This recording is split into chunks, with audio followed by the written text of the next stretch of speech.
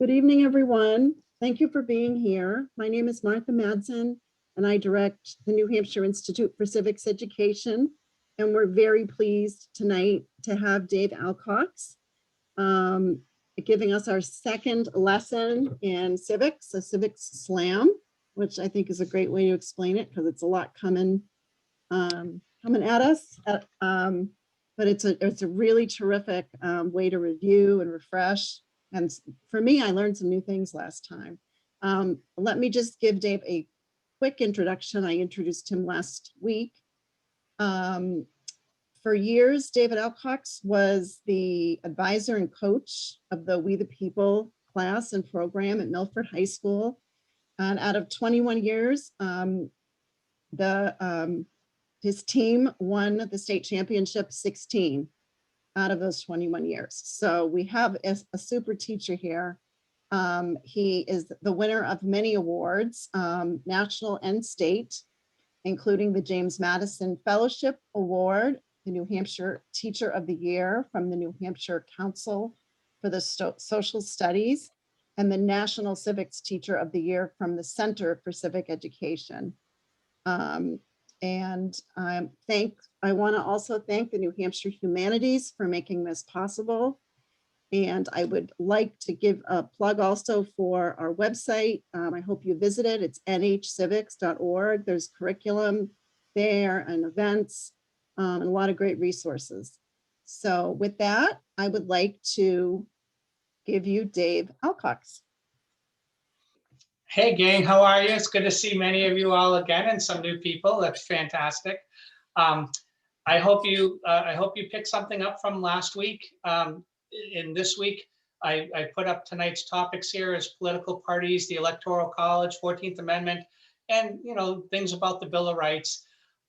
Please, I've opened the chat box. If there's any questions, if there's any comments, it is a nice intimate group. So feel free to add anything, ask anything.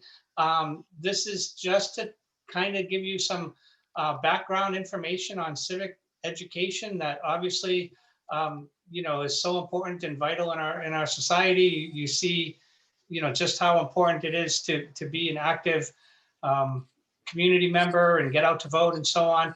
And so tonight we're going to just kind of talk a little bit about some of the issues in civic education, in civic government, such as the ones we talked about here. Again, please, if there's any questions, if there's any comments, that's what makes it fun. We can all share and learn from each other. So what I'd like to do is just kind of jump in with political parties, initially, to start with for the first part, then move towards the Electoral College, then I just want to do a quick little thing on the 14th Amendment, and then go into the Bill of Rights and just focus on a couple of the key rights that I get questions about a lot. So the reality is, if you look at political parties, you could argue that they've been around, since the anti-Fed debates, which would have roughly been 1787, 88. And what you had was two different views of government, if you would. And, you had Alexander Hamilton leading the Federalist group. When the Federalist Papers are written, you have, Alexander Hamilton, John Jay, and James Madison writing under the pseudonym of Publius. And the Federalists were basically people, that were going to be Northeast business people and so on. Jefferson is going to lead up what we call the anti-Fed or the Democratic Republicans. The anti-Feds, you could say, morphed to the Democratic Republicans. Jefferson believed in the concept of the yeoman farmer, state rights, everybody, kind of having those type of ideals, and the government, the power should be in the hands of the people. Hamilton, who was an Anglophile, meaning he favored the English, he believed in a strong federal government. And I know last week when we talked about the different plans at the convention, we had the Virginia plan, we had the New Jersey plan, and then I even showed you that we actually had Hamilton's New York plan, which wanted a president for life and wanted senators elected for life. And as much as Hamilton did that to kind of nudge people towards the new Constitution, that was being proposed, a lot of people recognize Hamilton would have had no problem with that New York plan actually being adopted. So obviously Hamilton and Jefferson are two of your major players that are going to deal with political parties, and everybody's always like, well, what about George? George Washington. Where did he stand on this? Well, many of you probably famously remember, or have heard Washington's farewell address. And in the farewell address, he identified two areas that you really wanted to be wary of. And one was entangling alliances, foreign alliances, entangling foreign alliances, which if you look at the war, the First World War, after Archduke Ferdinand gets assassinated by Gavrilo Princip, you see all these entangling alliances, and World War I's created, and that's Washington would have pointed to that and said, that's what I'm talking about. But the other thing he was really concerned about was actually, the formation of political parties. A lot of people recognized that political parties were something that was going to come down the road, but a lot of them really were wary about it. For example, James Madison in Federalist 10, when he was talking about factions, a lot of you might recognize like Madison's Federalist 10 Factions, one of the key Federalist papers.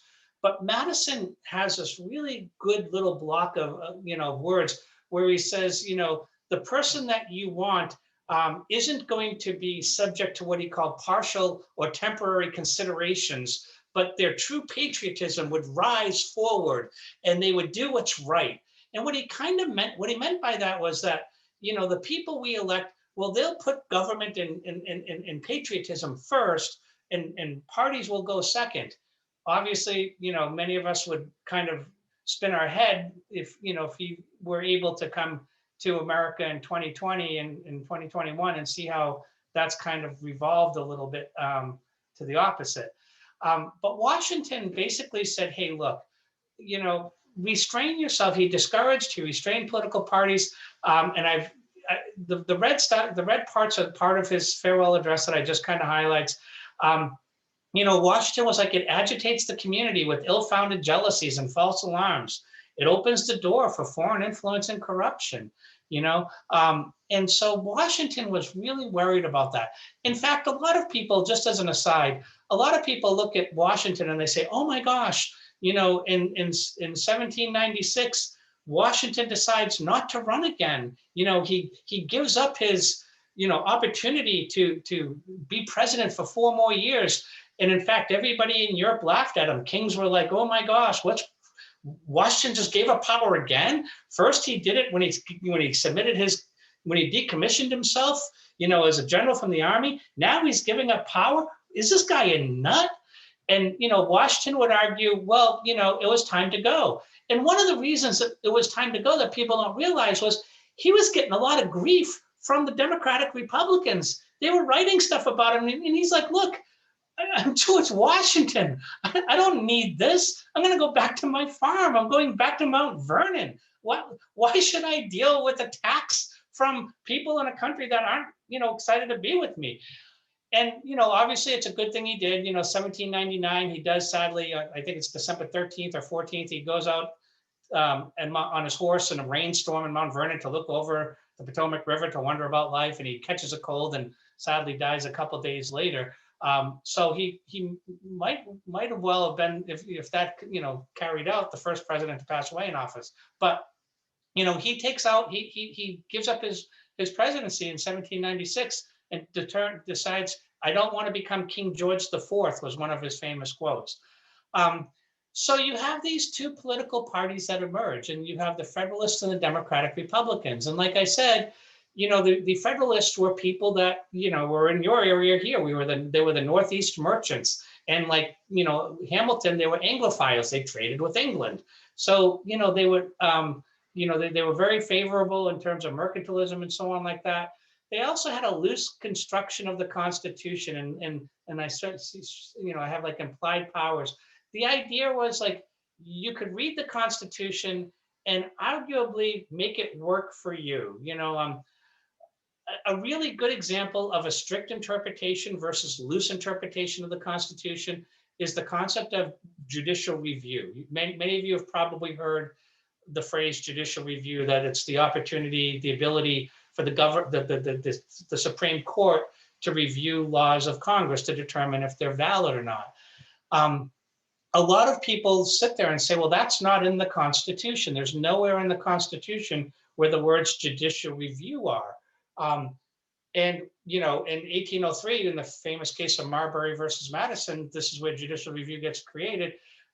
John Marshall, writing the majority opinion as the Chief Justice, is a Federalist appointed judge and a Federalist himself. And the argument is, well, in Article 3, Section 2 of the Constitution, it says, you know, the Supreme Court shall have jurisdiction in all laws and equity falling under this Constitution. So that's what judicial review is. You know, that's how they interpret judicial review. They'll say, well, that's where it is. A strict constructionist, like a Democratic Republican, would have said, but no, it doesn't say the words judicial review, so you can't do that. And so people argue, you know, like, you know, in terms of how they interpret the Constitution, the Federalists like to have the loose construction, if you would. Obviously, they favored the British. And again, they were the merchants. The Democratic Republicans basically are led by Jefferson and Madison.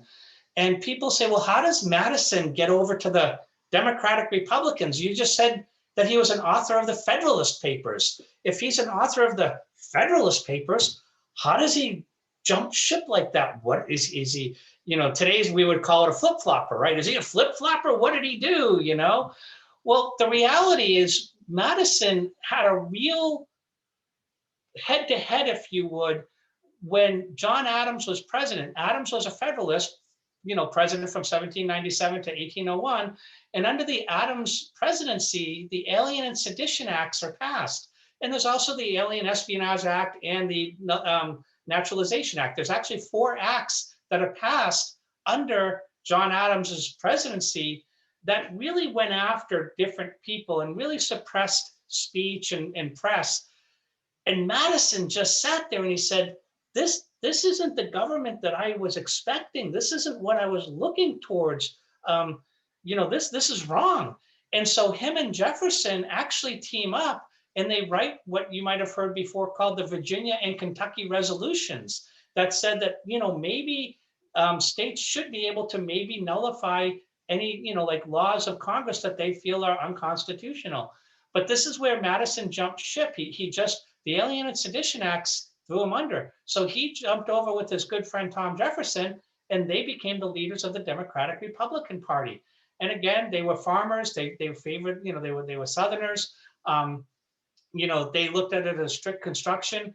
They were, you know, they loved the French. They supported the French Revolution. Jefferson, while he was ambassador to France, again, like I said last week, was considered a god in France. In fact, Washington, D.C., just as a little aside, I don't want to get into it too much because there's so much more that we have to talk about tonight. But the creation of Washington, D.C. as our seat of government literally is you could argue the first back alley deal between the Federalists and the anti-Federal, between the Federalists and the Democratic Republicans. Joseph Ellis writes in a book called Founding Brothers, Chapter 2, it's entitled The Dinner. And it's literally the outline of how Washington, D.C. gets created. Because as you know, when the country first started, Albany, New York was actually our first capital. But, you know, Jefferson and Madison were really wary of Alexander Hamilton and some of the things that he was trying to do. So they made a bargain, you know, to support each other's bills. I don't want to get too much into it, but at the end of the day, after supporting each other's bills, they also determined that they were going to move the seat of government down to the Virginia area and carve out, you know, Northern Virginia and Maryland to form Washington, D.C. So it is really kind of interesting that these two, you know, the Democratic Republicans and the Federalists are the ones that will actually be the reason why Washington, D.C. actually exists. If you look at the two-party system, and so let me just kind of, so since then, people say, well, have there ever been time where there have been no parties? Like, have we always had parties since then?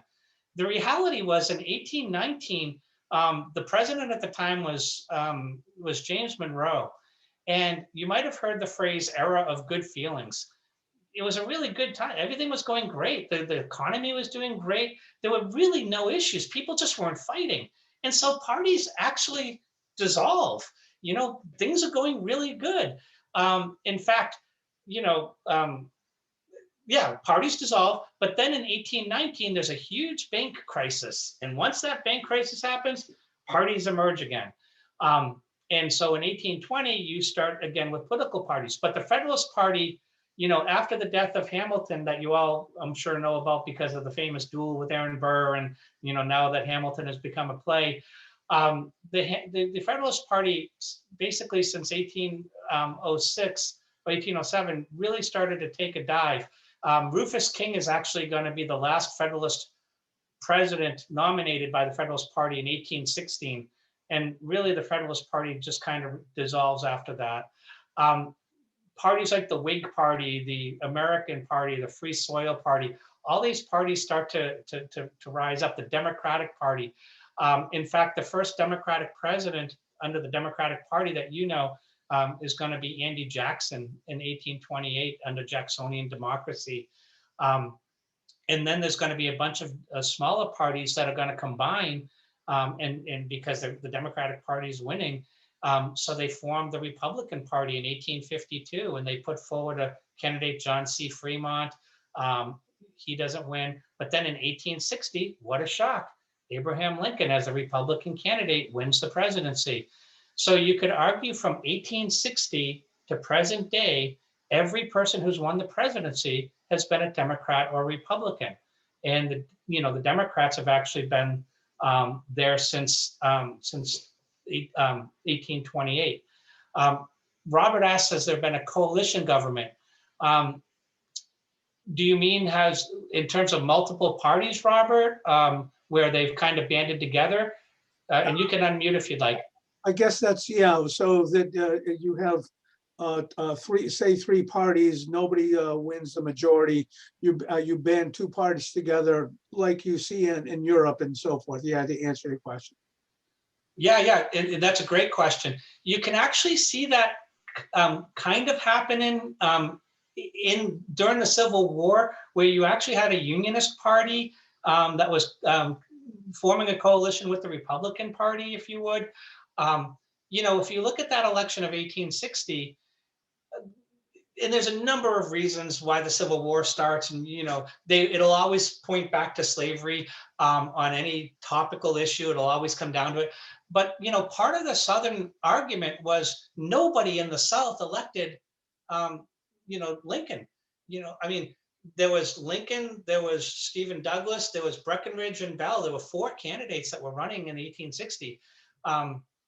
And Lincoln, nobody in the South, no electoral votes, no popular vote, nothing in the South. So, they were kind of upset about that. And people started to see, when you start to put a multitude of people together,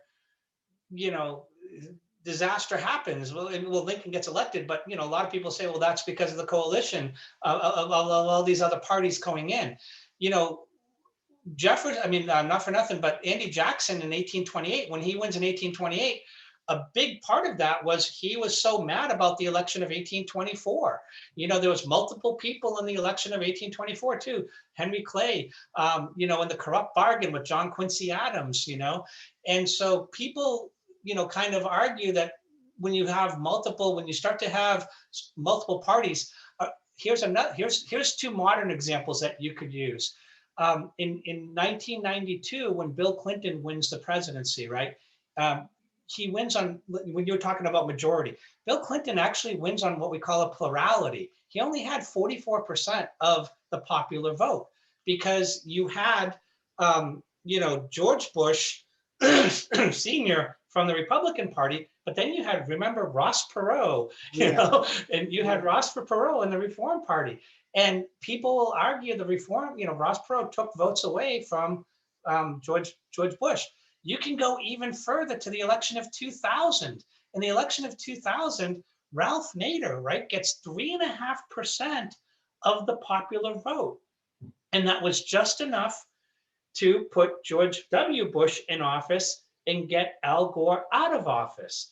And people, and this is when, and everybody said there, well, why vote for why vote for Ralph Nader? You're just wasting your vote. You're wasting your vote. But the reality was Ralph Nader wasn't trying to win the presidency. He knew he wasn't going to win. He was trying to get to 5%. He wanted to try to get nationally to 5% of the vote. If they could get to 5% of the vote, then they could get federal funding for the next campaign.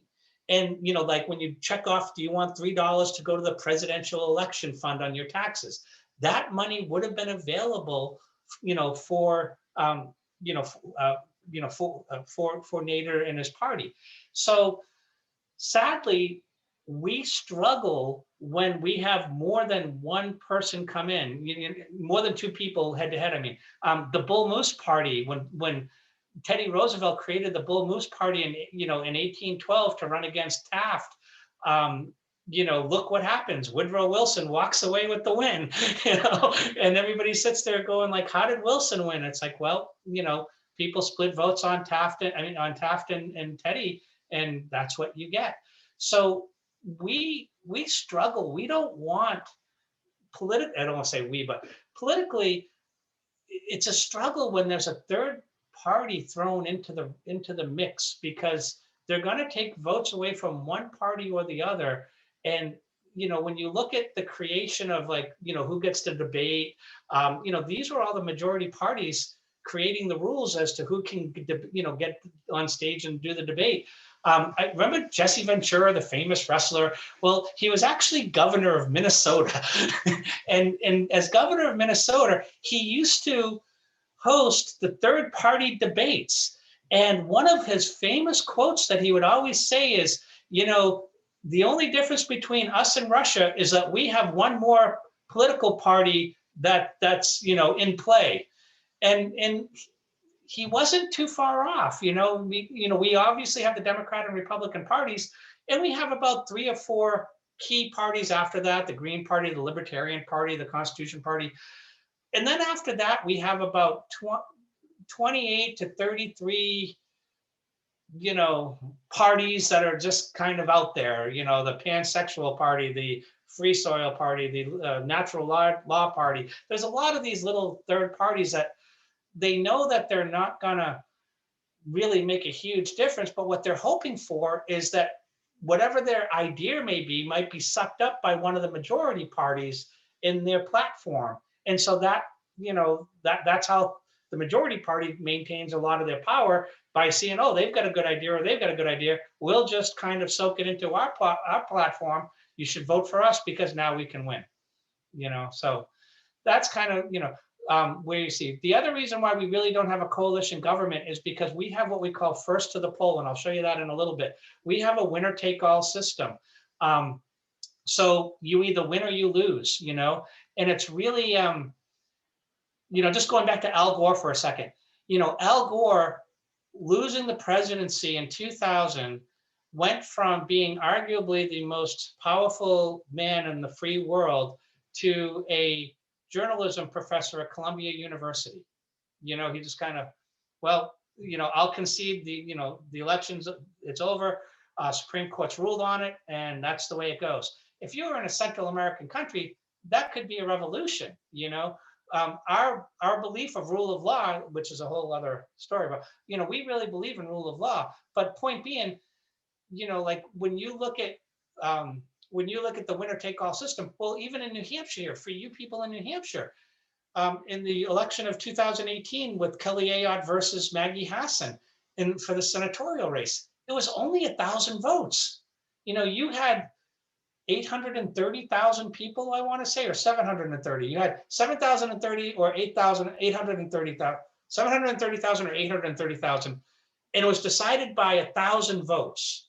And Kelly Ayotte walked away and was like, "No, hey, Maggie Hassan wins," And so in our country, one person wins, the other person doesn't. In a parliamentary system, it's based on the percentage of what that party gets elected for votes. And whatever percentage that is, that's the amount of seats they get in parliament. And they're not like, if we get 20%, we're not, we're going to put in whoever we want. They usually put the people that they say, hey, look, here's our top 10 people. if you vote for us and you give us the votes, these are the people that we're going to be putting forward. So this is, what you're going to be getting. And so people arguably sit there and say, well, in the parliamentary system, it's not a wasted vote, because depending on how much of a percent they get, they'll have a spot somewhere in government. There's no question that Kelly Ayotte or, Al Gore couldn't have served somewhere in our government well, but for them to have to walk away, it's because of the way we vote. Stephen, that's a fantastic point. When you talk about ranked choice voting, and a lot of people recognize, because Maine's doing ranked choice voting. A lot of people recognize that maybe ranked voting is a way to go. By putting choices, that might get rid of the concept of the wasted vote, which is very, very true. And if you look at the advantages, so like I've talked to, actually, Stephen, I want to get people involved, so this will be really good. Stephen, are you familiar with ranked voting enough to want to talk about it, or would you like me to speak to it? Go ahead. No, I can. I'm actually on the board for New Hampshire ranked choice voting. And so it's, Please take it away. and so as David was talking about plurality, first to the poll, it's whoever gets the most wins. So all those stories he told, ranked choice voting fixes that, because you don't throw away any of your votes. So if you really like the third candidate, but both candidates get, let's say, under 50%, the third candidate goes away, and you take whoever the people voted number 2 for that person gets added to the other candidates, and you keep on doing that until somebody gets more than 50%. All right. So what happens is the majority of the people prefer this candidate over the others. And that's really why it's better, is because most people would prefer this one. How's that? Yeah. And actually you can see that, like, it's almost like a caucus, where, like, when you look at like the Iowa caucus, right? You say to, you get them all under a big tent, and you're like, okay, who likes these people and who likes these people? And then the least amount of people, they start to dissipate, and they're like, okay, you need to go find, you need to go coalition with another group. And, this is a lot different than our primary voting, because when we do our primary voting in New Hampshire, that's why the New Hampshire primary is so more unique than the Iowa caucus, is we just vote and that's it. Under the caucus system, you got to kind of filter and filter and filter. So, a lot of people sit there and there's a push. Stephen, can you just come back on just for a second? I know Maine does the ranked voting, but is there a push nationally for any other states to do that too, or? Yeah, actually, no, I was just digging up the website. I'll put it in the chat in a second. There's quite a bit of momentum across the country, where there's one group that's just focused on the mechanics and the voting systems, and they have all these technical experts. And there's a handful of groups that are trying to coordinate all these different groups, like are happening in New Hampshire, where we're just grassroots, because unlike Maine, we can't have the referendums. We've got to get it through the legislation. And even in Maine, where the voters kept on voting for it, the parties kept on fighting it, and those voters stepped on happening. On April 10th, Kara McCormick from Maine is going to be one of the speakers at the People's event. And she'll assume she'll be talking about that and what she had to do in Maine. Yeah, thank you very much. And please, if there's any type of expertise you have in a specific area, throw it in the chat and jump in. This is how we all learn. It's wonderful. So with some of the advantages, we've been talking obviously about political parties, and we're like, oh my gosh, this sounds like, we should just dissolve parties, and, what do they really do? Well, the reality is they do a lot. It encourages participation. It gives people, a thread. It gets them talking. It gives people identity. It is a really interesting concept now, because a lot of people are starting to not want to align themselves with an actual party, but they're going more towards that independent belief. For example, in Milford, We have 11,000 registered voters. Of those 11,000 registered voters, about 3,300 are registered Republicans and about 2,900 are registered Democrats. So roughly we have almost 5,000 independent voters in our town, you know? And so when you look at when people run for, you know, for political office, you know, Richard Newstant writes a book on political power, and he talks about in the primary, you really want to be what, you know, if you're a Republican, as conservative, if you're a Democrat, as liberal, you know, you want to be on the far side. And then when you go to the general election, you want to try to neutralize as much as you can to pull in that independent voter. And that's who you're really kind of going after. But we used to, I don't recall, if I was smarter, I would know this. We had straight ticket voting in New Hampshire for many years. You could check a box off and just be, you know, one box, and all the Republican candidates and all the Democratic candidates would go. And I want to say about 15 years ago, maybe, you know, about 15 to 20 years ago, we voted to get rid of straight ticket voting. You know, a lot of, you know, we in New Hampshire, we want people to go out and actually vote, you know, person, not party anymore.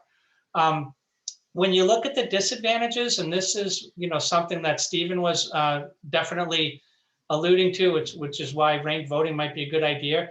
We have what we call the winner take all rules. You know, if you win, you know, the person who wins wins. You know, if you don't want to waste a vote, you vote for one of the top, you know, top parties.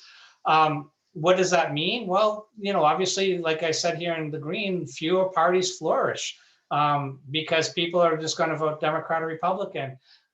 There's also Duveringer's law, like, you know, Duveringer's law in politics basically is a law that says that whenever there's a winner take all system, you're only going to have two main choices.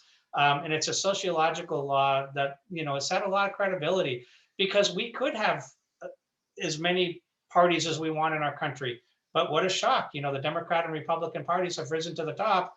They've, you know, they've juxtaposed themselves against each other pretty well. So if you want, you know, if you want choice A or you want choice B.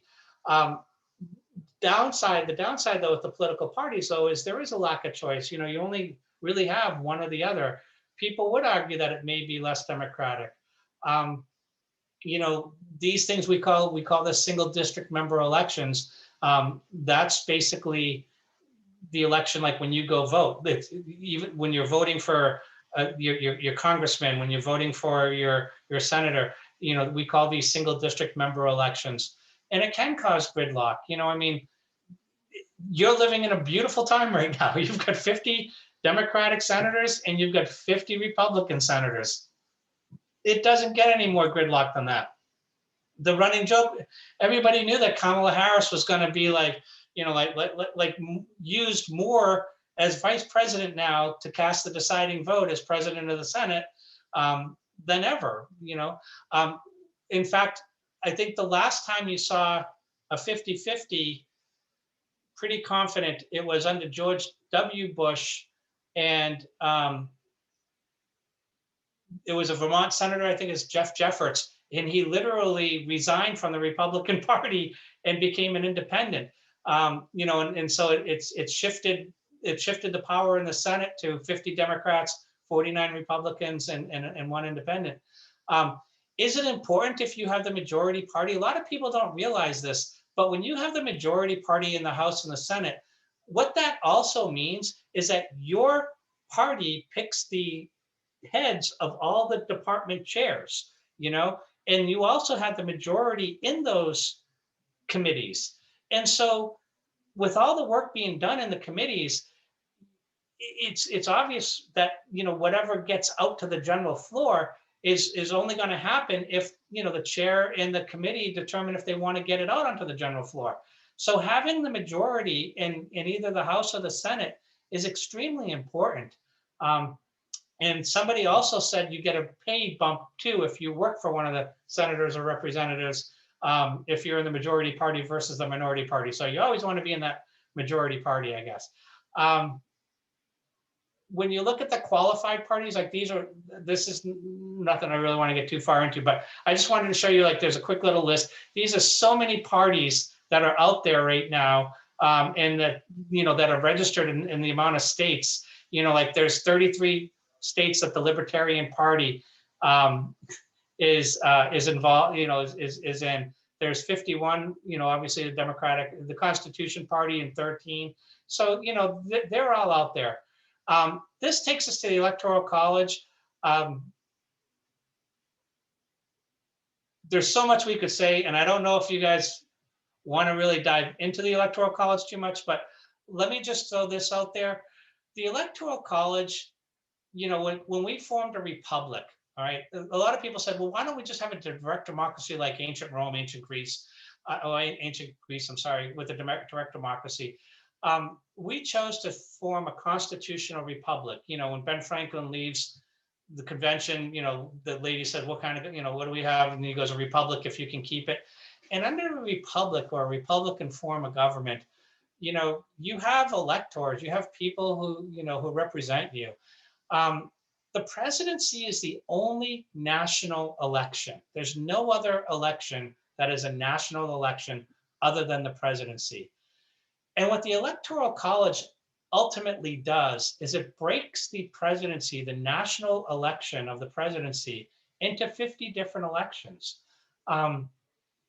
You always hear people say, well, if we didn't have the Electoral College, then the president would, the candidate would just go to the majority, the bigger cities. Like New Hampshire would never get to see, arguably, a presidential candidate unless maybe they went to Boston, Mass. So, is there an advantage of having this Electoral College to make states in play? In 2016, people argued that Hillary Clinton took a hit by not going to Wisconsin, and that's what may have cost her the election. People argue in 2020, when Joe Biden was getting creamed at the beginning of the election, in the primaries, he said, wait till I get to South Carolina, right? And everything's going to change. The Electoral College, obviously, it's based for people who don't, if you're learning about it, the Electoral College is based on the amount of senators and representatives you have in your state. We have 2 senators and 2 representatives in New Hampshire. We have 4 electoral votes. The magic number, like I say here, is 270, because that's going to be the majority. Because after you get the 535, DC also gets 3 with the 3 electoral votes. So the total number is going to be 538, and the winning margin is going to be 270. So president has to hit that mark to win. And I think if you do the math, you can win 11 states and you could win the presidency. But the reality is because of the polarity, some of the states offset each other. California usually is offset, by Texas. Florida is usually offset by New York. So arguably, we try to reach that. The origin of the Electoral College, actually, it's Federalist. The argument comes to us in Federalist 68, I mean. And Hamilton, and it's really kind of funny, Hamilton, the Electoral College at the convention was not really a popular item. In fact, it was the 3rd attempt, I want to say. It might have even been the 4th attempt. It wasn't the first attempt to push forward the Electoral College in the convention. It was pretty much at the end of the convention. It got thrown in. It was in August at this point. It was hot. It was in Independence Hall in Philadelphia. People just wanted to get out. And Hamilton's argument was simply this. And let me try to put it in modern day. If your car breaks down, you'll go to a mechanic to get your car fixed. If your tooth breaks, you go to a dentist to get your teeth fixed. If you're going to elect a president, shouldn't you have the people who know what they're talking about kind of really solidify that choice? Because they're the smart ones. And I don't want to say that like in a bad way, but that's what Hamilton would basically argue. And Hamilton, if you look at the, these are the 2 main main blocks of 68, Federalist 68, that gets the point. Hamilton basically says, look, it's peculiarly desirable to afford a little opportunity as possible for tumult and disorder, all right? And he said, we need to take these precautions. And he goes like, the evil was not least to be dreaded in the election of the magistrate who was to have so important of an agency in the administration of the government as the president of the United States. This second paragraph is one of my favorite paragraphs in all of the Federalist Papers. There's 85 of them, but this is one of my favorite. This is my favorite. Talents for low intrigue and the little arts of popularity may alone suffice to elevate a man to the first honors in a single state. And what he means by that is, you might be able to fool some of the people. You know what I mean? Like, you might be the popular guy in New Hampshire, and you'll fool all the New Hampshire people. They'll be like, yay, Martha Madsen, we love you, He goes, but it will require other talents and a different kind of merit to establish him in the esteem and confidence of the whole union, or of so considerable proportion of it, it would be necessary to make him a successful candidate for the distinguished office of the President of the United States. And so what Hamilton was trying to argue is like, you can fool a small area, but you're not going to fool everybody. And so here's the deal, and he writes this in Federalist 68. We're going to pick our electors 30 days before the actual vote. That's not going to give a guy any chance to go around to all the different states within 30 days. There's no CNN, there's no internet, there's no Twitter. So like, he's not going to be able to influence all of these people within 30 days. So when they actually go and vote, these electors, they're going to vote their conscience and they're going to vote the right person. That was the origins. The idea was, when you look at like Madison will say, every word in the Constitution is a struggle between liberty and order. And part of that liberty and order is checking and balance. And like Federalist 51, argues, if men were angels. This Electoral College was supposed to be the check on the popular vote, right? And that was it. It was supposed to make sure that the right person got it. DC, why does DC have 3 electoral votes? Because they have, it's a great question. DC, the 23rd Amendment gives DC 3 electoral votes. And the idea behind that was that the people in the District of Columbia should have, even though they have no federal representation, they should have a say in the federal government. And, it was part of the deal, to have, well, yeah. And so that basically is where DC gets their 3 electoral votes, so that they have a say in the federal government, even though they won't have any representation. In fact, there's a big push right now, for DC to get statehood, as you know, like their license plates have taxation without representation. But ultimately, like when they, the deal that was struck was that they weren't going to get statehood. So instead, let's just give them the 3 electoral votes. So that's where they kind of get. So the Electoral College, now, are there reforms? Are there things that you could do? Well, if you look at the Maine and Nebraska models, Maine and Nebraska split their electoral votes because, like in the federal government, when you win a state, when you win the state in the voting, it's a winner take all. So like if you win New Hampshire, you get all 4 votes. If you win California, you get all 55 votes.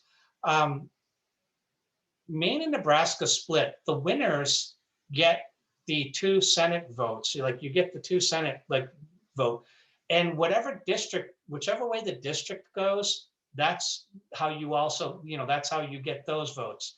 So, if you win in district, like say we did that in New Hampshire, and say Joe Biden won District 1 and Donald Trump won District 2, but Joe Biden won the majority, like the majority, the popular vote, he would get 3 votes, and Donald Trump would get the 1 vote. And people argue, is that a good idea? Should we all adopt that model?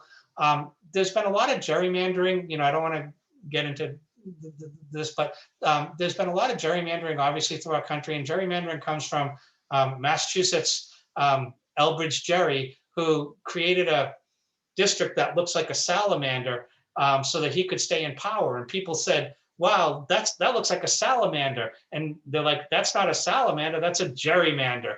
And they named it after Elbridge Gerry.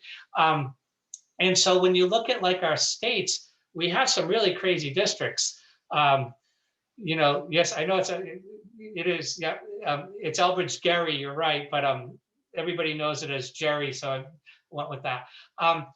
When you look at, you know, like when you look at, there's a Bullwinkle, I think Louisiana has a Bullwinkle one because it looks like Bullwinkle's ears. Tennessee has a lightning strip because it goes down a major highway, which is all Republican.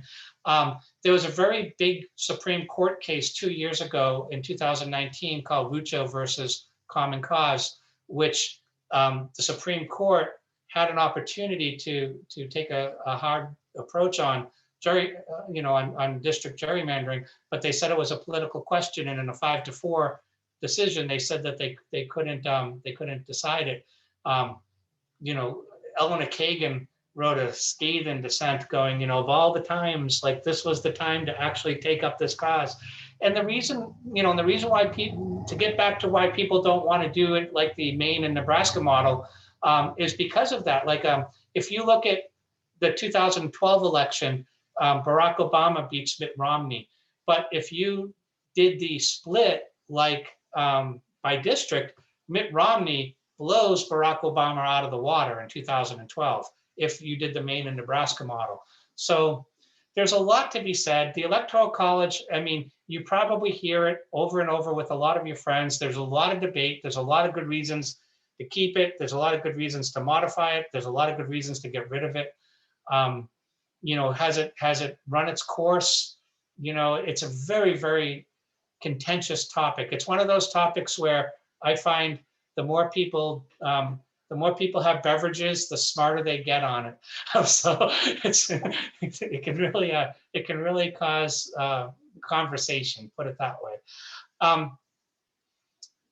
Moving to the 14th Amendment, the reason why I wanted to just jump on the 14th Amendment, and then we'll take like a 2-minute break. The 14th Amendment is not in the Bill of Rights. The 14th Amendment, obviously, like I said, it's passed in 1868. It's 3 years after the Civil War. It's part of what we call the Civil War amendments. In 1865, you had the 13th Amendment abolishing slavery and involuntary servitude, unless through due process. 14th Amendment was this, and then the 15th Amendment in 1870 gave African Americans the right to vote, regardless of race, color, or previous condition of servitude. The 14th Amendment is considered what we call the granddaddy of all the amendments, though, because arguably it creates what many scholars will call a second constitution. If you look at the original Constitution, it was literally a contract from the federal government to the people, you know, and the Bill of Rights was what the federal government couldn't do to the people. You know, states could make all their own laws, all they wanted, as long as it wasn't the federal government, you know. So in 1868, when the 14th Amendment is passed, it opens the door to what we call the incorporation doctrine.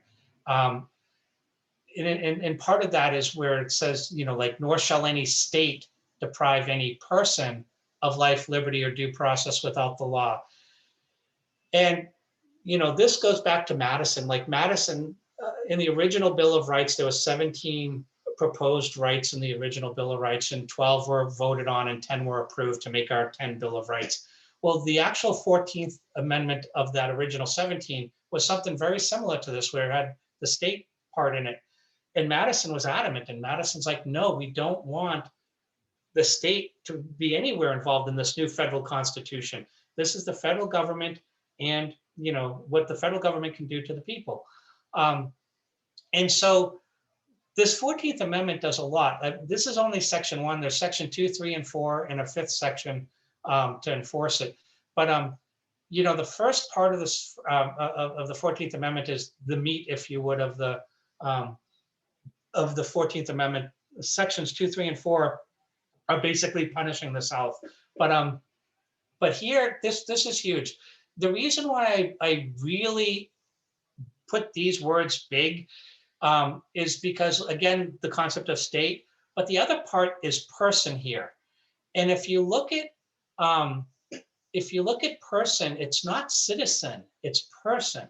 So this changes the whole ball of wax as well as our country, because who gets protections? Who gets equal protection of the law?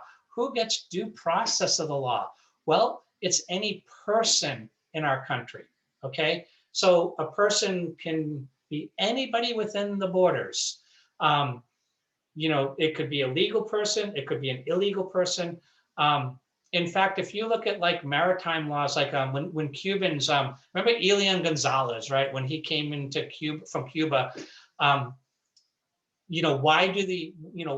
are the federal agents in the water trying to tackle people trying to come into America from Cuba? They know that if they can get them while they're in the water, they fall under maritime law. But the minute they step on land, they're afforded, they're within the borders of the United States. They're on soil, so they get protection. So person becomes a big, big word. In fact, there's been a movement to try to actually amend the 14th Amendment to citizen or resident alien. But that's a whole other conversation too. What I mean by the incorporation doctrine, and I think we talked about this last week with Skylar Scribner, laws started to get challenged in states because it might have been contrary to the Bill of Rights. And the reality was, obviously Article 6 of the Constitution is the supreme law of the land, but states could also make their own laws as well under the 10th Amendment. So when laws started to get challenged, the federal government started to incorporate, like the Bill of Rights started to become incorporated into the states. And so the federal Bill of Rights started to trickle in, into the states.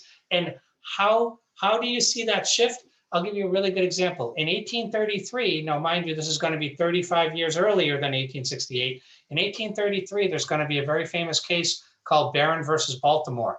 And Barron was owned a boating company in Chesapeake Bay. The city of Baltimore was starting to dredge the harbor to make it bigger. And they basically wiped out his dock. And so he sued the city of Baltimore and he said, hey, look, under the Fifth Amendment, if you take my land, I'm supposed to get just compensation.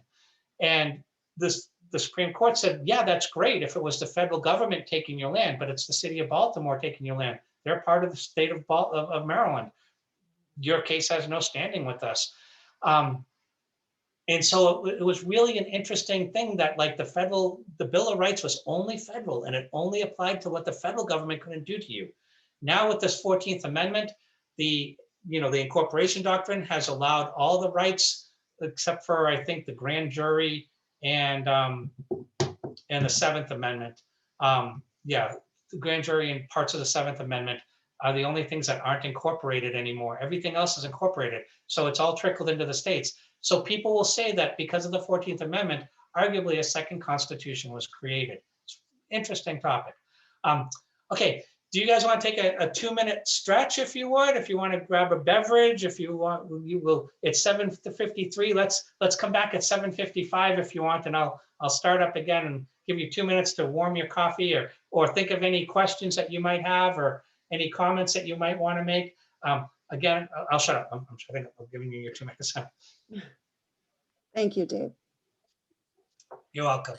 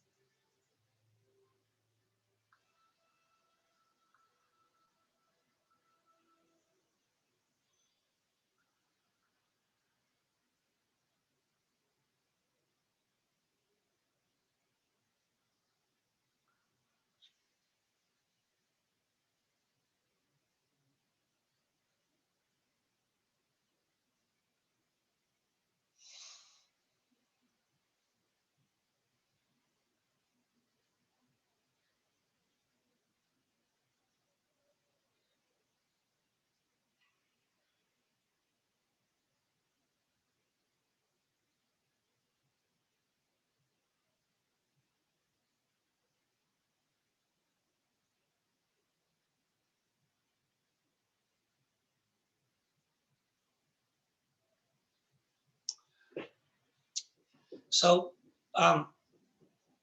one of the questions that's posed in the chat is, because the Constitution guarantees a Republican form of government, could you eliminate the Electoral College? You would have to, obviously, any significant change would have to be an amendment because it is in the Constitution. So you would have to, if you had to eliminate it, you'd have to get 3/4 of, 2/3 of the House and 3/4 of the Senate to amend the Constitution to eliminate it. You would still get a Republican form of government because arguably your senators and your members of Congress, your House of Representative members, are still elected, to represent you in Congress. So there still would be a Republican form of government. What the Electoral College is just the method. It's nothing about the presidency other than the method of electing the president. So, yeah, it would take an amendment, but you could technically you could. And it's the same like we talked about DC getting 3 electoral votes. If DC were to get statehood, and I don't want to open up a can of worms, but Article 1, Section 8, Clause 17 of the Constitution, where Article 1, Section 8 is the powers of Congress, and Clause 17 basically is where it outlines that there's going to be 10 square miles for the seat of the federal government. For DC to get statehood, you would literally have to amend that out of the Constitution, or you'd have to find 10 square miles somewhere. Like who wants to give up 10 square miles of their land, to form the new seat of government, So I don't know. And if you had to amend it, I think that because we talk about political parties, this is a really good example of political parties in action. Because DC generally votes Democratic, if they did become a state, you're basically just giving 2 more Democratic seats to the Senate. So a Republican body would not want, DC to become a state because, you'd lose 2 seats, you'd be 2 more seats down. So I get the DC argument, and I get what I get that, they feel like they're, being taxed without being represented. But they do get, they do have government, they have a mayor, they do have they do have a seat in Congress that like Jillian Joyce said, that it's a non-voting representative. So they do have representation. But, could it happen? Yeah. Anything could happen. Anybody could, any changes could happen to the Constitution. The reality is since 1791, after the Bill of Rights, there's only been 17 amendments to the Constitution in all that time, and so when you look at the amendments, they're either political or civil or structural.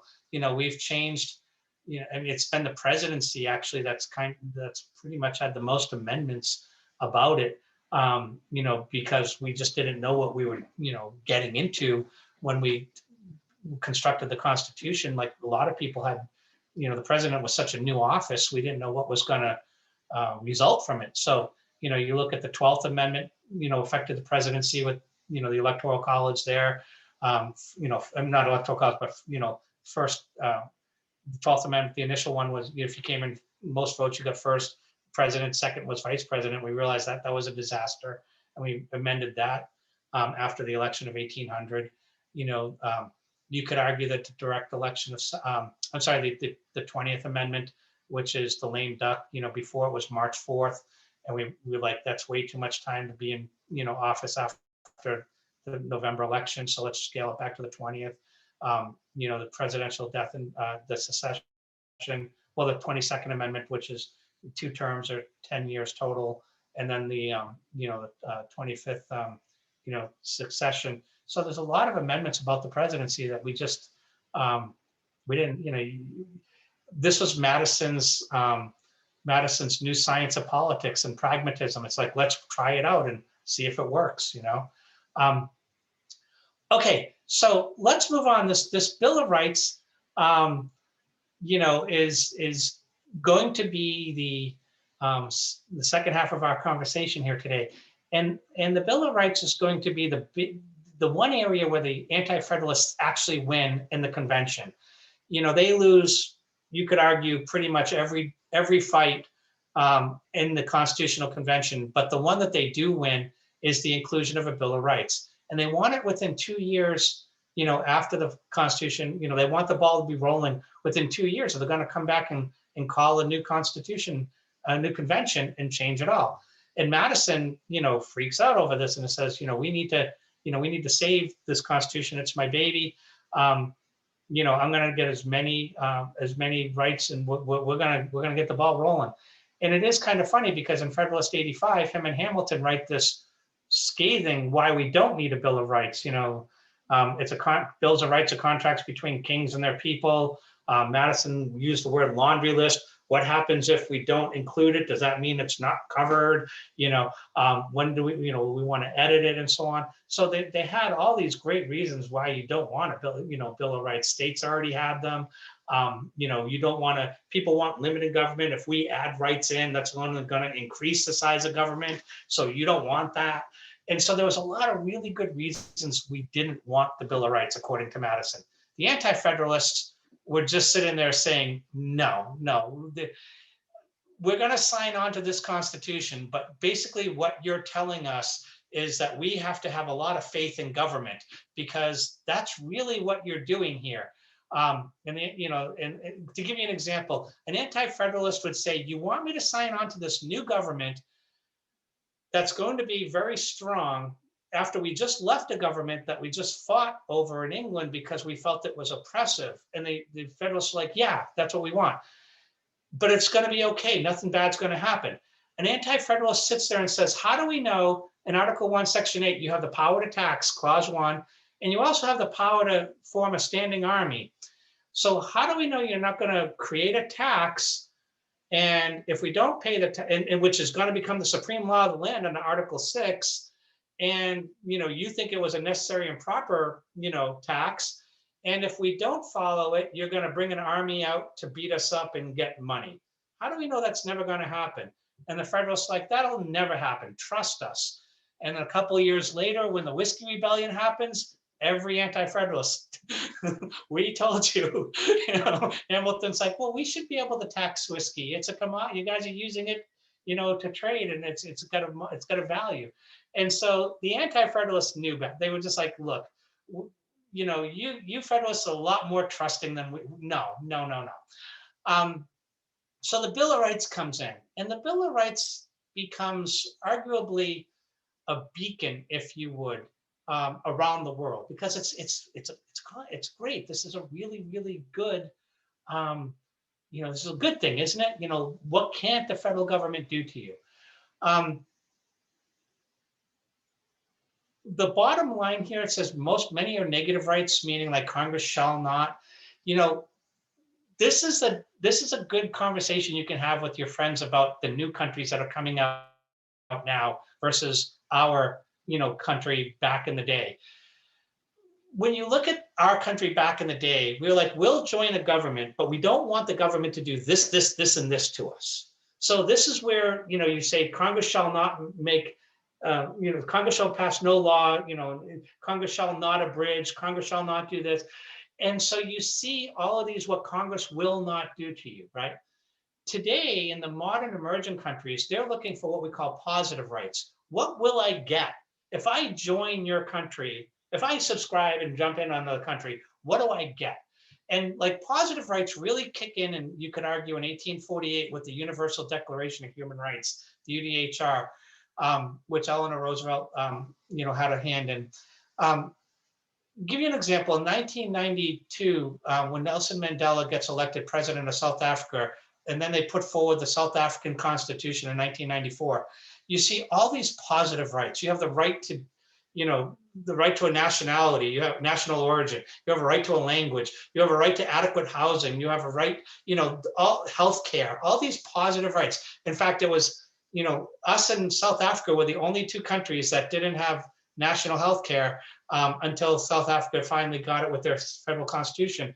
But But look at their positive, so they have positive rights. And one of the really interesting South African positive rights, which it'd be really interesting to see if that could happen in America. In South Africa, you have a positive right to dignity. Could you imagine if in America we offered a positive right to dignity? How would you do that? How would you enforce that? I mean, this would be really, really interesting. So a lot of countries that have these positive rights, a lot of them are social rights as well. What will I get joining in on the country? We don't, we strayed away from that. Ours is more like, what won't the government do to you? So obviously, like when you look at some of the biggies, well, let me just quickly do a quick brief. Your first one is a granddaddy: speech, press, assembly, petition, religion. Your second one is going to be the right to bear and keep arms. The third one is quartering soldiers. Fourth is searches and seizures and warrants. Your fifth is the rights of the person accused. And this is also including double jeopardy, grand jury, due process. And it also has in there, the takings clause, like I said earlier, that the government can't take your property without giving you just compensation. The Sixth Amendment, a lot of people don't recognize, sadly, but it's chock full of stuff. It's the right of, for the person on trial for crimes. In that Sixth Amendment, you have the right to a jury, a jury of people in your area, the right to be tried in the district that you committed the offense in, the right to face your accuser, the right to call witnesses for you, the right to question witnesses against you, the right to have counsel. That it is just so chock full of your legal rights in terms of your court rights. Sixth Amendment is huge. The Seventh Amendment is your jury trial in civil cases. It's funny because in the actual amendment, it says anything over $20. Judges obviously use their judgment about that now. The eighth is you probably heard the Eighth Amendment. No cruel or unusual punishment, and also no excessive bails or fines. These are the first 8. And the reason why I wanted to go through them is because everybody knows that there's 10 amendments, but a lot of times the way I've taught it is the 9th and 10th amendments are what you call your safety net amendments. Okay, like these are the big amendments for the, like all the key, rights of the people. But they're like, okay, well, what if we forget something? What if we forget something? What do we do? Well, the 9th Amendment covers the rights of the people. If it's not in the Constitution, the 9th Amendment, are the rights of the people. Where you work, what kind of, do you want to go to college, where you live, certain marriage laws and so on like that. These are the 9th Amendment, the rights of the people. The 10th Amendment is basically the amendment that says if it's not in the Constitution, it's left up to the states to decide. So the 10th Amendment are where the states get to make their own state laws. In New Hampshire, for example, voting laws are state laws. So in the town you live in and in the state you live in, your right, for voting is made by your state. The states determine, what kind of ballot, like when voting's going to be. Then your towns can determine the ballots, the hours, the place of election. States can drinking law. Like a lot of people don't realize that the drinking age is still a state right. Everybody's like, I thought that was federal. No, it's federal. It's still a state law, but the federal government uses grant and aid programs, to encourage you to keep it at 21. Same with the missions. They give you highway funds to keep, your speed limits at 55 and so on like that. So the states have a number of, laws that they make because that's what the 10th Amendment does. Jillian Joyce asks, where's the right to privacy? The reality is privacy is nowhere mentioned, the word itself, privacy, but privacy has been, through the Supreme Court, basically found, in the First Amendment, like give you an example, religion, you can privately pray to yourself, right? There's your right to privacy. Your right to keep and bear arms. Where you keep those arms, that's your private business. Your quartering of soldiers, not allowing soldiers in your house, you have the right to privacy in your home. Searches and seizures, you're free from the key two letters are UN, you know, unreasonable searches and seizures. So, you know, if it's a reasonable search and seizure, you can be searched or seized. If it's unreasonable, well, so you have the right to privacy. Like the search and seizures are in 4 places: houses, persons, papers, and effects. So you have the right to privacy in all 4 of those, if you would. The Fifth Amendment, the right to not to self-incriminate, to plead the Fifth, you know, you have privacy right there. In the Sixth Amendment, when you have counsel, you have the right to speak attorney-client privilege, privacy. So you have privacy right there as well.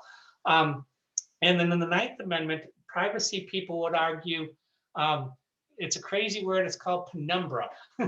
Like the shadow of the moon, that creates a penumbra on the moon, like the shadow.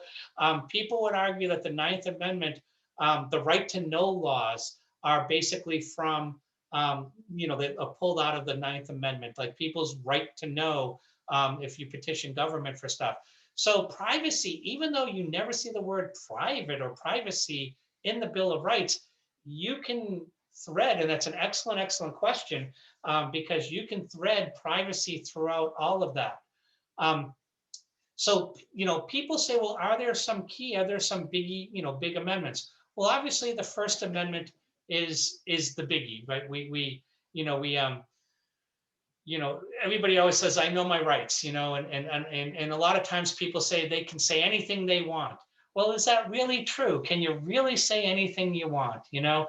And so are there really, you know, are there really the belief that you can, you know, anything you want to say? Well, no, there's certain, you know, unprotected speech, time, place, and manner, right?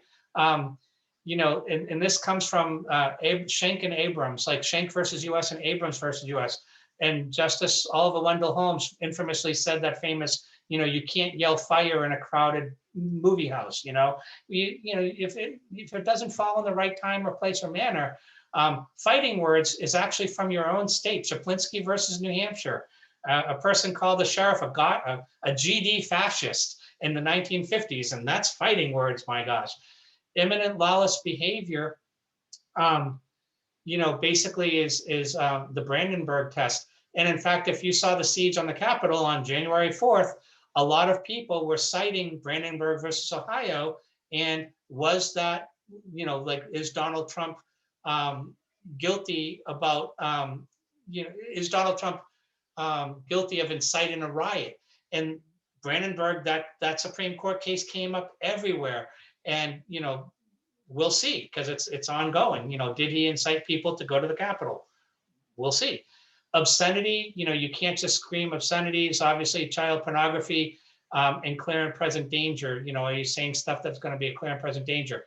Jillian asked a question: what's the most important right in the Constitution? And it's funny because there's a real answer to this.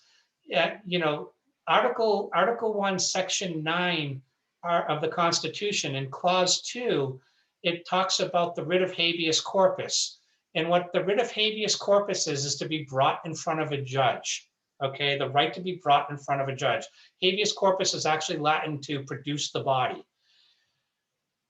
If you didn't have the writ of habeas corpus in your federal constitution, this would allow police officers to put you in jail and hold you there indefinitely and never have an opportunity, like we call it an arraignment now. You would never have the opportunity to go in front of a judge to be told why you're being held. For example, the Russian Constitution has much more individual rights than our Constitution, but they don't have the writ of habeas corpus. So you could sit there in Red Square and say, I have freedom of speech and blah, blah, blah, blah. And all of a sudden they cart you away. And you could be sitting in a jail going, I have freedom of speech. And they could be like, you're right, you do. And they're like, well, you can't hold me. And they're like, you're right, we probably can't hold you, but we are. And like, well, when I get in front of a judge, I'm going to let them know that. I'm like, all right, we'll see you when you see you. Where in America, because of the writ of habeas corpus, you are brought in front of an impartial judge. And the judge is like, why are we holding this person? And the police have to say, well, Your Honor, blah, blah, blah, blah. And if it's, you know, if it's deemed acceptable, if it's deemed legal, then you're held. If not, you're released. And so without the writ of habeas corpus, all other rights you could argue are insignificant. You've got to have that writ of habeas corpus, and that's Article 1, Section 9, Clause 2 of the Constitution. Also in there is the ex post facto laws and no bills of attainder, meaning brought forth on the Senate, the House floor to be tried. So there's a couple of the things, in Article 1, Section 9. Also, no titles of nobility, which is kind of cool.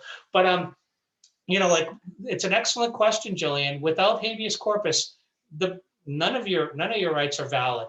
So we need that. And so obviously these First Amendment rights, speech is huge. And these are the protections against speech right here. This is why you can't, you really can't say anything you want, even though a lot of kids, well, I have free speech. And then you could argue back, well, there's a difference between free speech and freedom of speech. Big, big difference.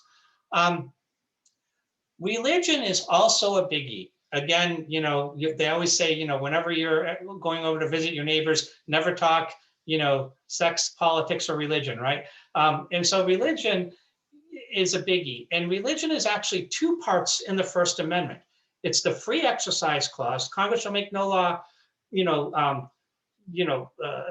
prohibiting the free exercise, nor shall it, establish a religion. So it's not supposed to, okay, I'm just going to put it out there. It's not supposed to deny you from practicing your religion.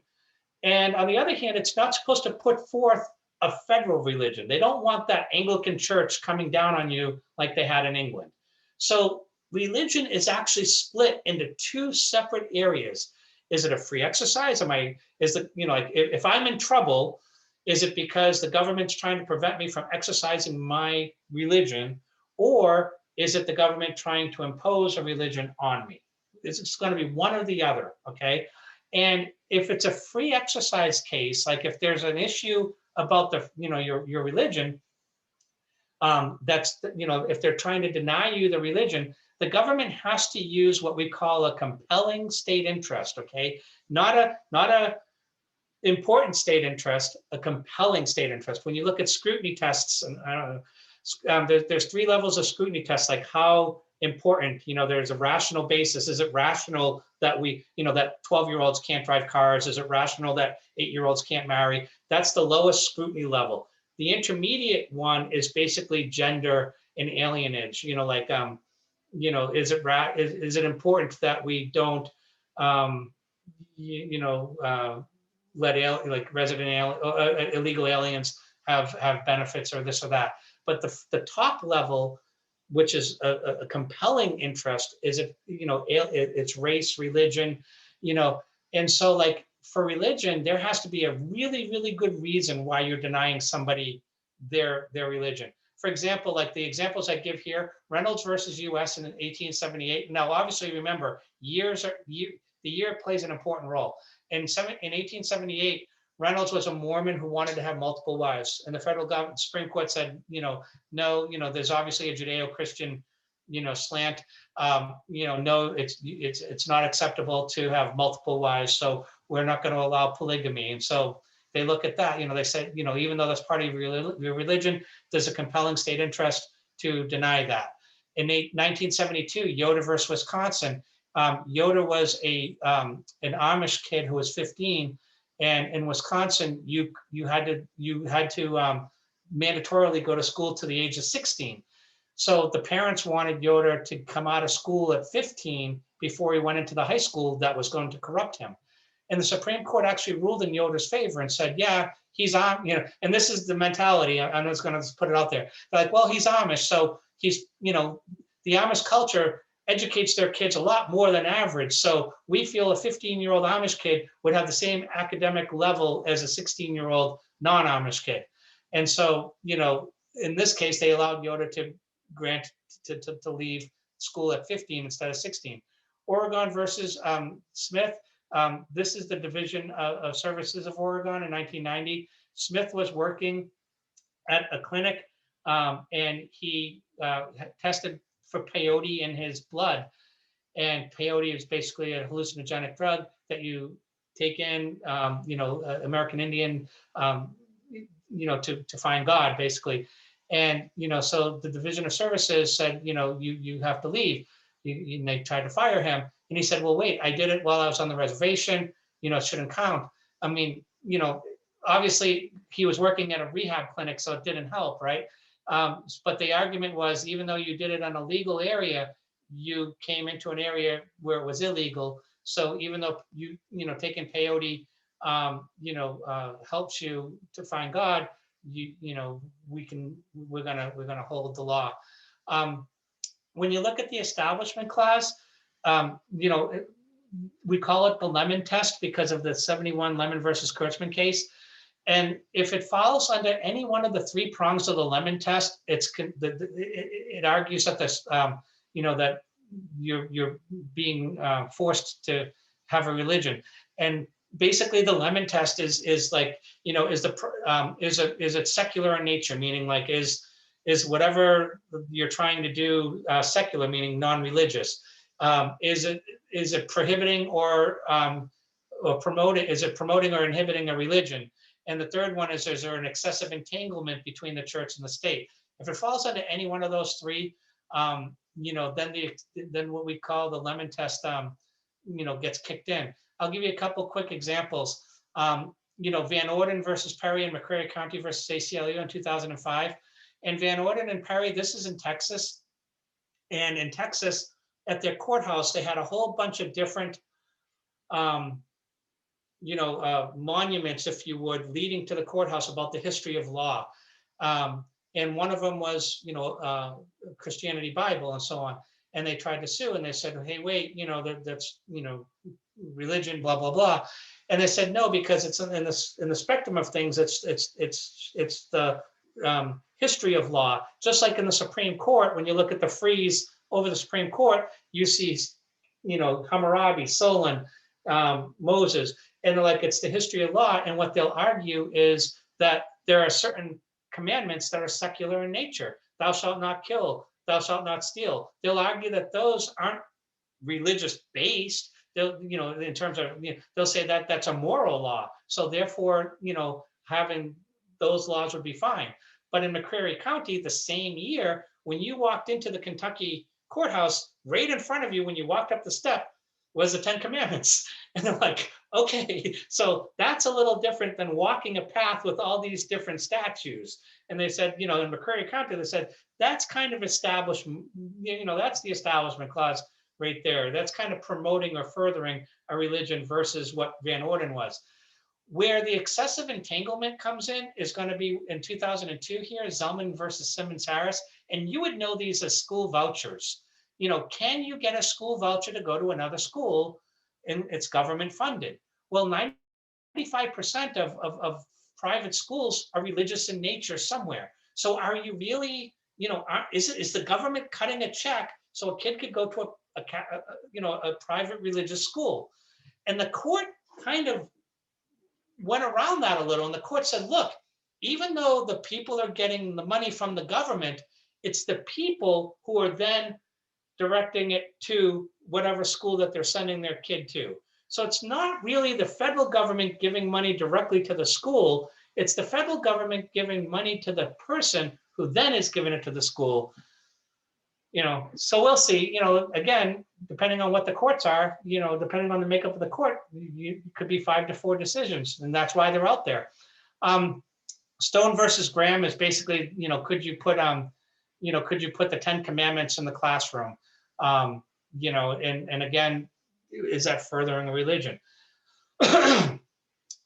Everson, just so you know, Everson was a busing issue.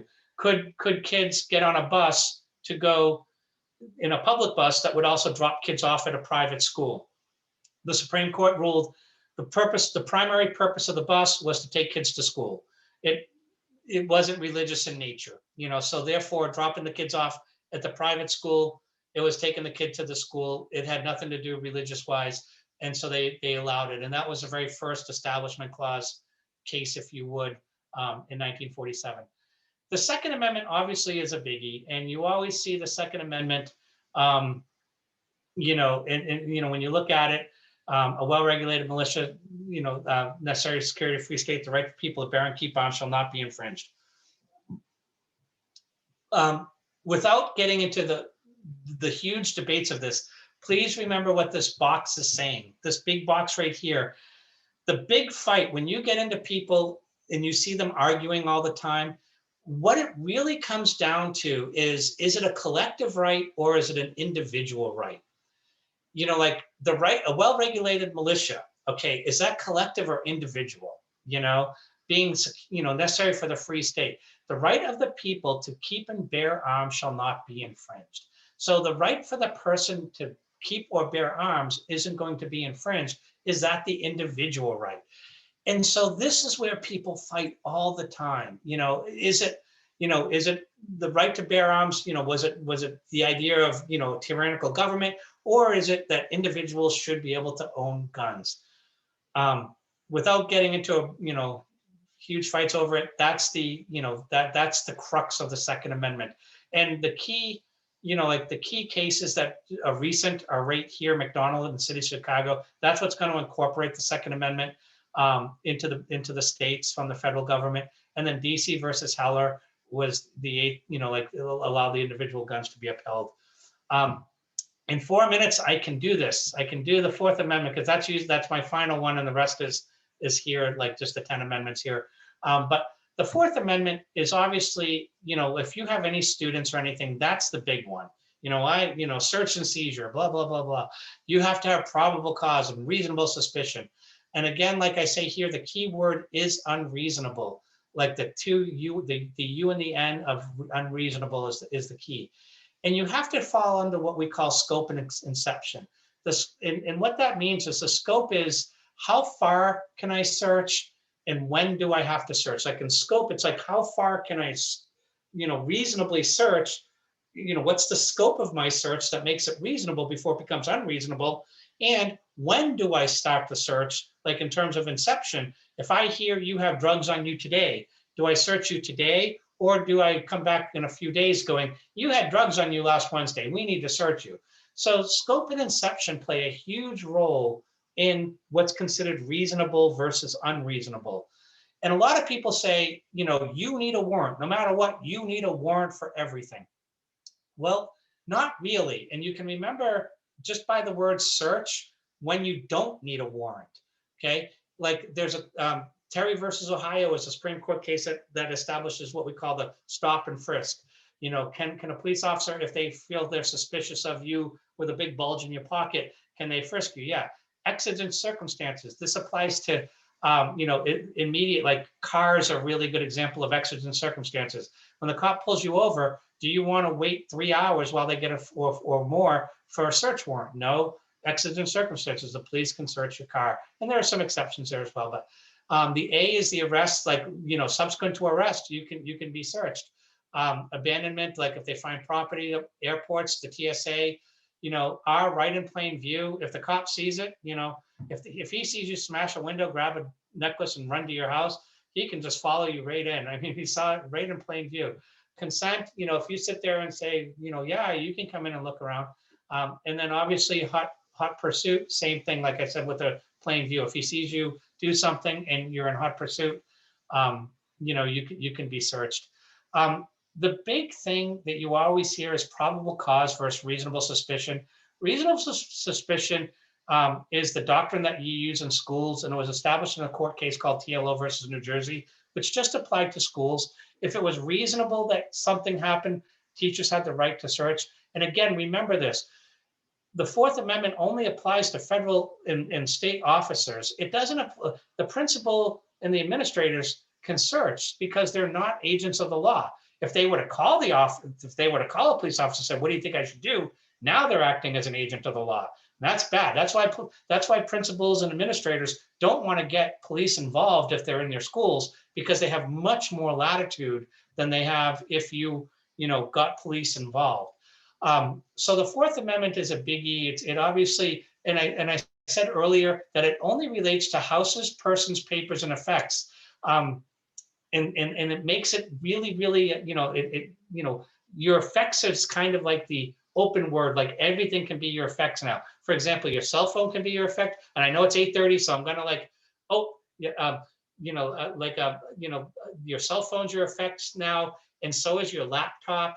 And it's really funny when laws collide, because the Fifth Amendment, the right to not self-incriminate, are you forced to give up a password, for them to get into your computer? If you know they're going to find bad stuff, do you have to incriminate yourself? There's a really famous case in Colorado when this happened, and the lady didn't want to give up her password. And she was a real estate broker, and she knew that if she opened up her thing, they'd find all this financial fraud and stuff. So she wasn't going to give it up. And it was a big thing, because it was like, it's easier to knock down a door than a firewall. And they were all stuck. And you know what happened? Her ex-husband ratted her out. Her ex-husband's like, here's 10 words I would use. And one of them was it. And they found it. So those darn ex-husbands, But so that's basically the Fourth Amendment. And, the rest of the amendments, obviously, we've talked a little bit about, 5 through 10 make up the Bill of Rights. Are there any, I know it's 8:31, but is there any questions that anybody may have that I can maybe just throw an answer to? The phone, Julian Joyce talks about a phone. There was a very famous case, Carpenter versus US, and also Riley versus California. Depending on what you're doing about your phone, like in Riley versus California, they searched his phone after they arrested him, and they realized that that was illegal. Carpenter was the same thing. Can you go off the contacts that were in the phone? The Supreme Court's been really, really good about not acquiescing to the phone. And in your phone, like everybody has a phone, your phone can store, it's a computer now. It's not just a flip top anymore. Some of you may have it, but it's not that little flip top anymore. But yes, and so Martha said, thank you so much for being part of us. Next week, our topics are actually citizenship and voting. So, they're really two good topics, and especially voting. I'd love to see people, if they want to, bring friends along that maybe are involved in different voting groups and so on like that, and we'd have some really good discussion. First in the nation, the New Hampshire Advantage, we have so many great opportunities here. So please, if we want, bring stuff to the table next week, and we can have a really nice discussion. I'd love to have that with you. Thank you so much for coming. Thank you for being part of this, and thank you for taking 90 minutes of your night to come out and do this. I really appreciate it. I know you could all be watching Dr. Oz on Jeopardy, so thank you so much. Thank you very much, Dave. See everyone next week. Good night. Good night.